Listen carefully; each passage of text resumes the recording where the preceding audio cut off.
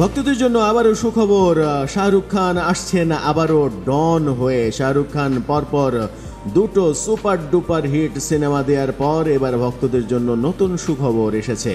বলিউড বাদশাহ শাহরুখ খান বলিউডে তার আধিপত্য নিয়ে নতুন করে বলারও কিছু নেই, ব্যাখ্যা দেওয়ারও কিছু নেই। 2023 সাল তার স্বপ্নের মতো কেটেছে।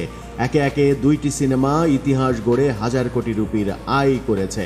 ভক্তদের জন্য দুঃসংবাদ অবশ্য ছিল, তিনি ডন চরিত্রে আর অভিনয় করবেন না, এমনটাই ভাবা হচ্ছিল। এবার সুখবর দিল ভারতীয় গণমাধ্যম কুইমুই।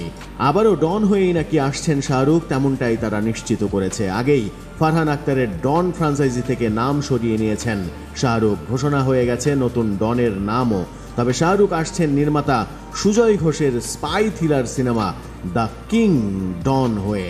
ভারতীয় গণমাধ্যম এমনটাই নিশ্চিত করে বলেছে, যেখানে বলা হয় এই ডন আরও ভয়ঙ্কর রূপ নিয়ে আসছেন।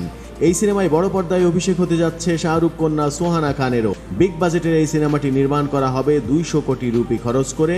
এমন খবরে ইতিমধ্যে শাহরুখ ভক্তদের মধ্যে উত্তেজনাও শুরু হয়ে গেছে। এটি প্রযোজনা করছে পাঠান নির্মাতা সিদ্ধার্থ আনন্দ এবং গৌরী খানের red Chillies entertainment. Gauri Khan Shahrukh খানেরই বউ, রেড চিলিজ শাহরুখ খান গৌরী খানেরই প্রতিষ্ঠান, এটা সবাই আমরা জানি। তবে ডন নতুন রূপে, নতুন নামে, নতুন পরিচালকের আন্ডারে কেমন হয় সেটি দেখার তর নিশ্চয়ই সইবে না ভক্তদের।